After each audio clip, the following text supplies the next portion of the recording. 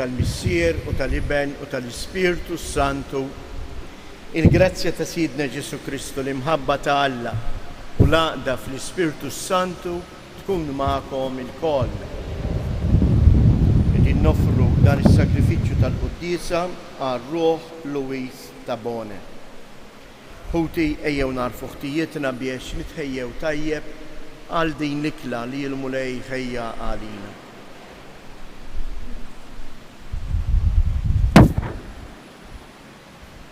Mulej ħniena, Kristu ħniena, mulej ħniena. Iħenna lina Alla li jista' kollox, jaħfrilna dnubietna u jwassalna għal ħajja ta' dejjem.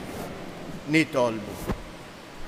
U Alla ta' dejjem li tista' kollox, aħna nagħmlu l-qalb u nsejħulek Missier. Saħħaħ fina l-ispirtu ta' wliet adottivi tiegħek biex jistħoqilna niksbu l-wirt li inti wetna. Bibnek Ġesu Kristu Sidna li ju Alla u li miegħek jgħix u jsaltan flimkien mal-Ispirtu Santu għal dejjem ta' dejjem.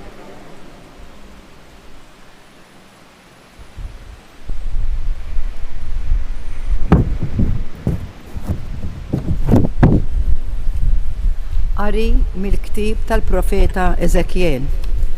Dan jgħid il-mulej, imma int o bniedem, isma' sa ngħidlek jien, tkunx rasek jibsa bħal dawn in-nies ta' rashom jibsa, iftaħ ħalqek u kul dak li se nagħtik. Jien ħarist u rajt id ris għalejja u wara f'dik l-id kien hemm ktieb imkebbeb. Fetħu qudiemu u rajt li kien miktub minn quddiem u minn wara. Kien hemm miktub fih tnejjid u biki u ħsara. U qalli, o bniedem, kul dak kollu li ssib. Kul dan il-ktieb. Imbagħad mur u kellem lil dar Iżrael. Jien ftaħt ħalqi u tamani dan il-ktieb. U qalli, o bniedem, ħajbilgħu bl-istonku tiegħek u jintela l-ġewwieni tiegħek b'dan il-ktieb li qiegħed nagħtik. Jien kiltu u f'ħalqi ħassejtu ħilu wasel. U hu qalli, o bniedem, aqbad u mur għand dar Iżrael u waslilhom dan il-kliem tiegħi. Il-kelma tal-mulej. Salm responsorjali u ngħidu flimkien. Kemm ħelwa il-weda tiegħek mulej. Nifraħ fi triq tal-praċetti tiegħek, daqs kieku kelli l-għana kollu. Il-praċetti tiegħek huma l-għaxqa tiegħi, huma jagħtuni il-parir it-tajjeb, ngħidu flimkien. Aħjar għalija l-liġi ta' fommok minn eluf ta' flejjes tad-deb u l-fidda. Kemm ħelwa l-weda tiegħek, oħla mill-għasel għal fommi flimkien. Il-preċetti tiegħek wirti għal dejjem huma l-għaxqa ta' qalbi. Niftaħ fommi u nieħu r-ruħ għax nixxenna għal kmandamenti tiegħek, ngħidu flimkien. Inqumu bil-wifqa.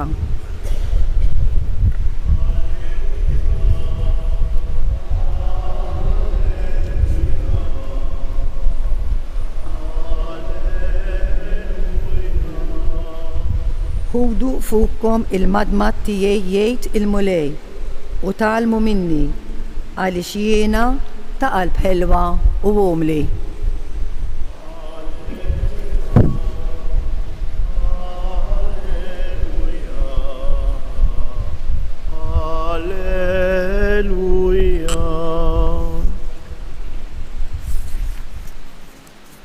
Il-mulej ma'kom. Qari mill-Evanġelju skont San Mattew. F'dak il-waqt resqu d-disċipli lejn Ġesu u staqsewh, mela minu l-akbar fis-saltna ta' smewwiet? U sejjaħ lejh tfajjel ċkejken, qiegħdu f'nofshom u qalilhom, tassew ngħidilkom li jekk intom ma terġgħux issiru bħal tfal iż-żgħar, żgur la ma tidħlux fis-saltna ta' smewwiet. U għalhekk l-ikbar wieħed fis-saltna ta' smewwiet u dak li ċekken li l-nifsu bħal dan it-tfajjel żgħir u kull min jilqa' tfajjel bħal dan minħabba fismi ikun jilqa' lili.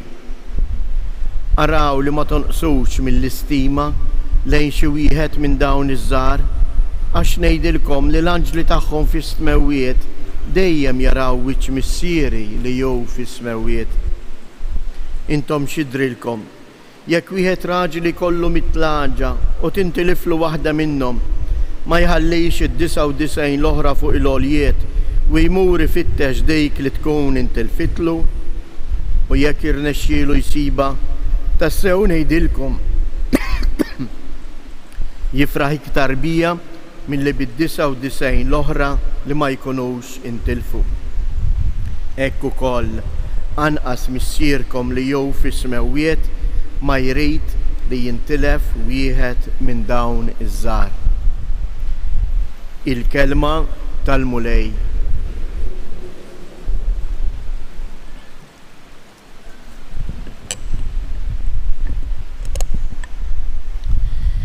Għalfejn fil-Vanġelu il-mulej jagħmlilna llum din l-istedina biex inkunu bħat-tfal iż-żgħar.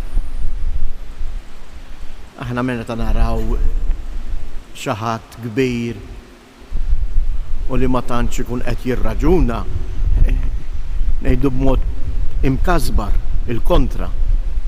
Ngħidu għadek qisek tifel żgħir, għadek ma kbirtx. Għaliex Ġesu hawnhekk fil-Vanġelu qed jgħidilna kunu bħat-tfal iż-żgħar. Għaliex? Bħat-tfal iż-żgħar Ġesu x'qiegħed jifhem? Żomm postok. It-tifel iż-żgħir huwa tifel jew tifla li tpoġġi il-fiduċja tagħha fl-oħrajn. U din lilna tonqosna. Araw ftit anke kif ħafna drabi qegħdin ngħixu bejnietna. Mingħajr ma nintebħu li meta aħna naħsbu biss fina nfusna, naħseb biss biex jiena nkun fuq ħadd ieħor, jien m'għandi paċi qatt, dejjem irrabjat, qatt mina kuntent. Din hija l-istedina li Ġesu qed jgħidilna, kunu bħat-tfal żgħar, jiġifieri kunu nies li tafdaw f'xulxejn, li tirrispettaw il-xulxejn. Kunu nies li dak li tagħmlu ma tagħmluhx għal ħafna pretenzjonijiet. Ejjew nilqgħu din l-istedina. Imbagħad jispiċċa l-Vanġelu bl-eżempju tan-naġa l-mitlufa. Jiena naħseb illum ma tantx nirraġunaw hekk, għax illum tant għandna affarijiet li ngħixu f'sitwazzjoni fejn narmu. Imma dan ir-raj avolja għandu 99 miegħu anke dik il-waħda imur ifittixa. U imur ifittixa mhux għax irid li jkollu numru ta' 100, għax kull waħda hi għażiża għalih. Kemm ngħixu aħjar jekk aħna meta nħarsu dell-ieħor niftakru wkoll li dak hu maħbub minn Alla. Avolja għandu id-difetti tiegħu, imma flok noqogħdu nparlaw fuq xulxejn, nirrispettaw il-xulxejn. U jekk taraħ jiżbalja, itlob għalih, għaddilu kelma ta' ġid u mhux tparla. Ejjew aħna wkoll eżies nitgħallmu nożżu lil xulxejn għax kollha kemm aħna maħbubin minn Alla.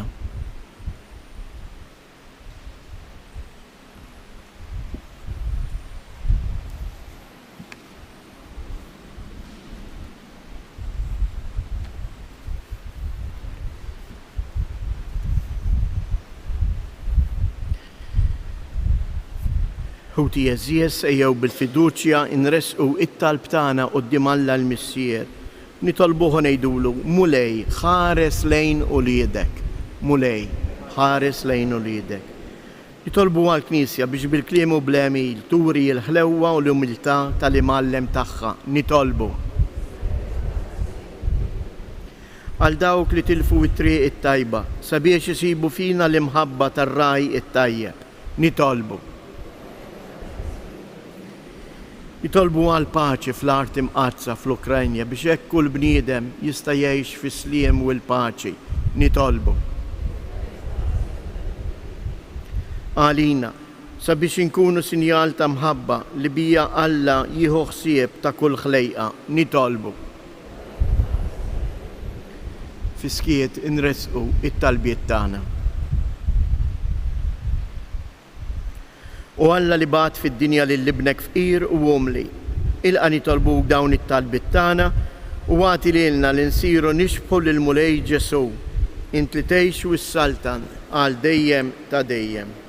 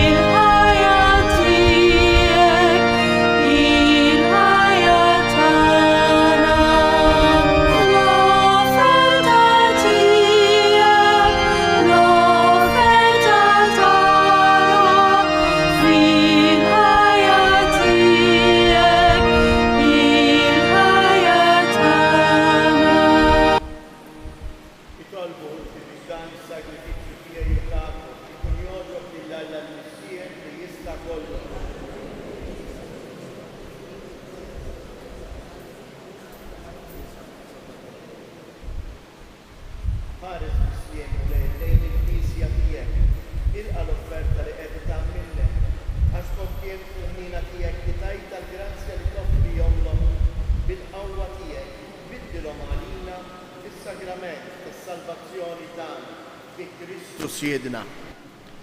Il-mulej ma'kom, nerfu lubna il-fuq, nizzuħajr lil-mulej Alla tagħna.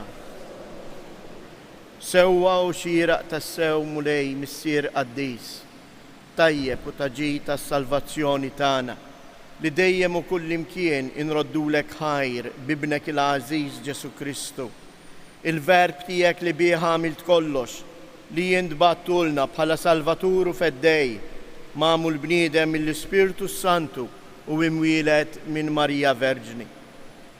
U għatem ir-rieda tiegħek u kiseb għalik poplu qaddis u fil-passjoni tiegħu fetaħ idejh fuq is-salib biex iħolna mill-irbit tal-mewt u jurina il-qawmien għal-ħajja.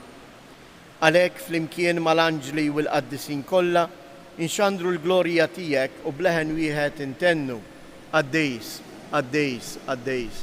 Mulej Alla tal-eżerċti, ismewitu l-art mimlija bil-glorja tiegħek.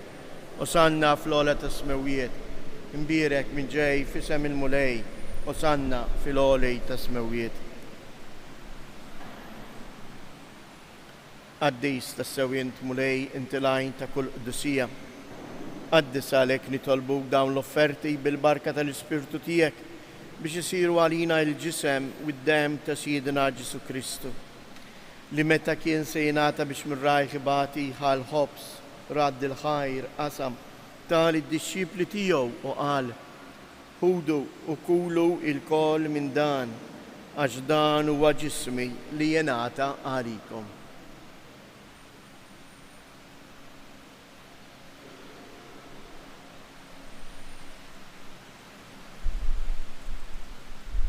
Ekku kol wara li klaħa l-kalċi, reġarad il-ħajr, tal id-disċipli tiegħu u qal: ħudu u ixorbu minnu il-koll, għax dan huwa l-kalċi ta' demmi tal-patt il-ġdid li jibqa' dejjem. Id-dem li jixxirret għalikom u għal-bnedmin kollha għal maħfra ta' dnubiet. Għamlu dan b'tifkira tiegħi.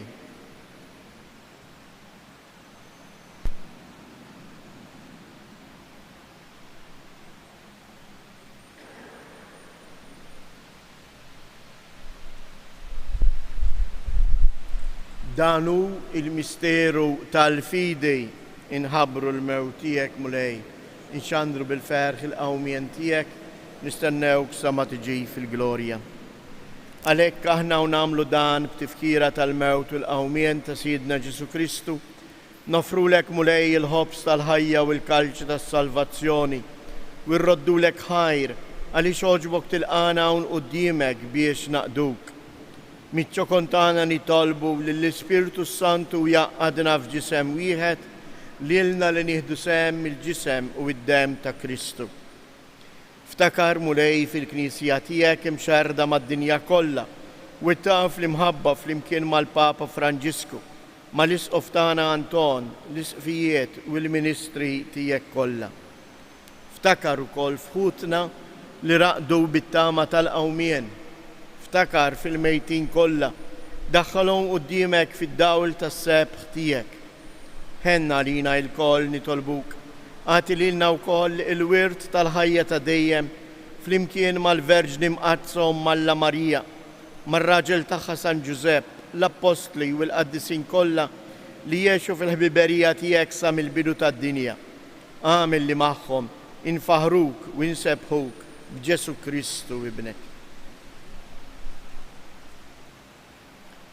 Bi Kristu, ma' Kristu u fi Kristu, jingħata lilek għalla missier li tista' kollox, flimkien mal-Ispiritu Santu, kull ġieħ u glorja għal dejjem ta' dejjem. Ejjew nitolbu kif għallimna u ridna nagħmlu li bentalla għas-salvazzjoni tagħna, missierna li inti fis-smawiet, jitqaddis ismek, tiġi saltnatek, ikun li tritient kif is-sema ekda fl-art.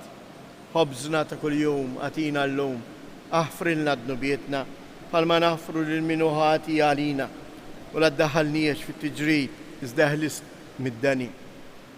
Eħlisna nitolbuk mulej minn kull dani, għatina fit-tieba u l-ħnina tiegħek il-paċi fi żmienna, biex inkunu ħilsa dejjem mid-dnub u imħarsa minn kull inkwiet, aħna u nistennew nittamaw ilena u l-miġja tas-Salvatur tagħna Ġesu Kristu. Mulej Ġesu Kristu li jgħid lill-apposti tiegħek inħallilkom isliem nagħtikom isliem tiegħi la tħares lejn dnubietna, iżda ħares lejn il-fidi tal-Knisja tiegħek. Għatija isliem u laqda li jien trid fija, int li tgħix wis-saltan għal dejjem ta' dejjem. Il-paċi tal-mulej tkun dejjem magħkom. Għatu l-paċi lil xulxin.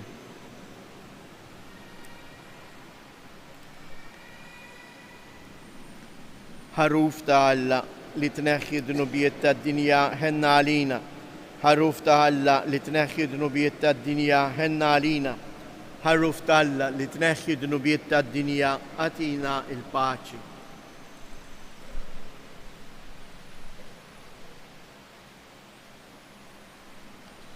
Danu il-ħaruf ta' Alla, danu li jneħħi dnubiet tad-dinja, ħen jindawk li huma mistiedna għall-ikla tal-ħaruf. Iżdej kelmu waħda, però tkun il-fejn. Il-ġisem ta' Kristu jħarisni għal-ħajja ta' dejjem.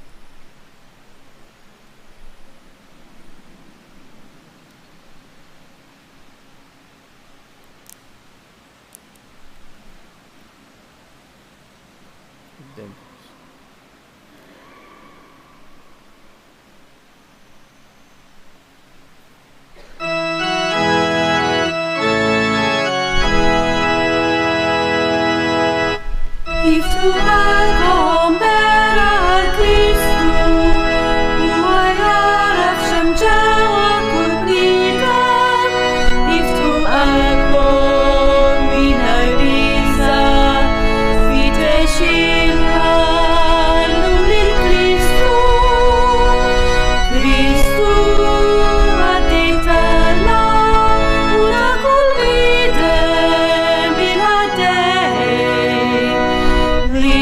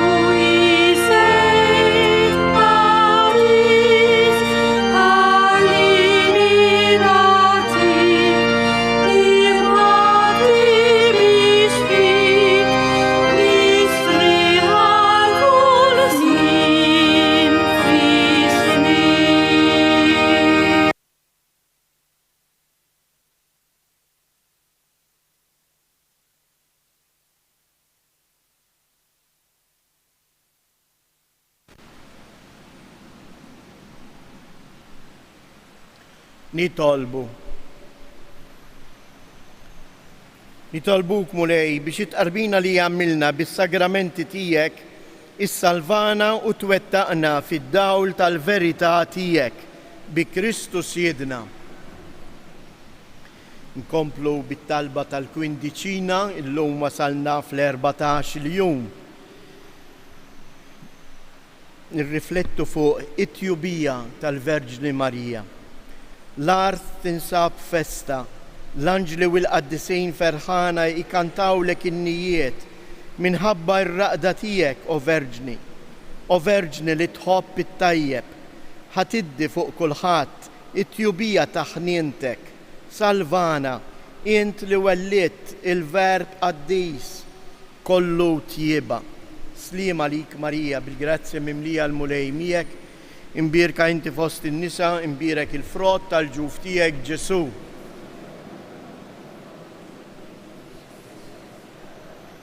Slim għalik Marija, bil-grazzja mimlija l-mulej miegħek, imbirka inti fost in-nisa, imbirek il-frott tal-ġuf tiegħek Ġesu.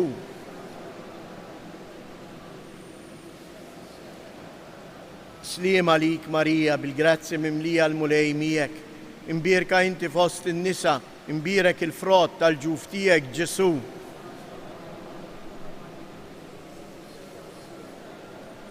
Flimkien, o Marija grazzjuża, inti l-om li żjed glorjuża, inti l-bint, inti l-arusa tal-qaddisa Trinità.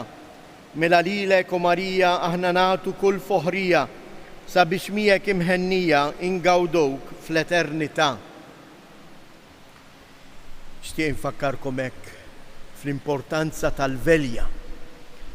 Ħafna jgħidulek hawn 7 Santa Marijiet, hawn 8. Għax is-Santwarju ta' Pinu huwa dedikat lil Santa Marija, it-tluħ glorjuż tagħha fis-sema. Anke l-istess rivelazzjoni li ħarġet mill-kwadru li Carmine Grima tixed dan, għaliex talbita ngħidu dawn it-3 Avamarijiet fġieħ it-3 ijiem li l-ġisem tagħha dam fil-qabar.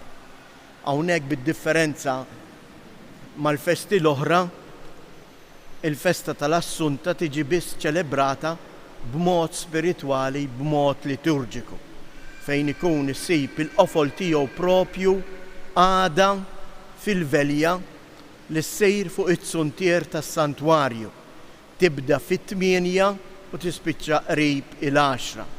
Ikun hawn talb, kant, salmi kif ukoll il-Quddisa ta' Santa Marija bis-sem tal-Kardinal Mario Grech, l-Isqof ta' Għawdex u numru sabiħ ta' saċerdoti. Għalhekk inħeġġukom biex tiġu u tieħdu sem ħalli nkunu verament nuru xhieda esterna ta' dak li aħna nemmnu, li l-ħajja tagħna ma tispiċċax imma tiġi mibdula fil-glorja tas-sema kif inhi illum bir-ruħ u l-ġisem il-Verġni Mbierka. Marija tfakkarna f'dak li aħna għalih iddestinati. Walhekk inħeġġitkom biex tiġu u tgħidu l-oħrajn, ikun hawn is-siġġijiet għal kulħadd, m'hemmx problema ta' sitik. Imbagħad fil-għaxija wara l-velja jitkompla lejl adorazzjoni f'dan is-santwarju, qudiesa oħra f'nofs il-lejl. Imbagħad il-ħamis nar Santa Marija fil-għodu kmieni mal-5:30 jibda pellegrinaġġ fuq il-għolja ta' Ammar fejn imbagħad hemm fuq fejn hemm l-arena issir il-quddiesa ta' żbieħ il-jum, ta' żbieħ tal-festa. Il-quddies fis-santwarju ikun fit-8:30, fl-10 u fil-11:15 ta' filgħodu, filwaqt li fil-għaxija ikun hawn quddiesa fil-5. Il-mulej magħkom. Iberikkom Alla li jista' kollox, il-Missier, l-Iben u l-Ispiritu Santu. Morru u għejxu fil-paċi ta' Kristu.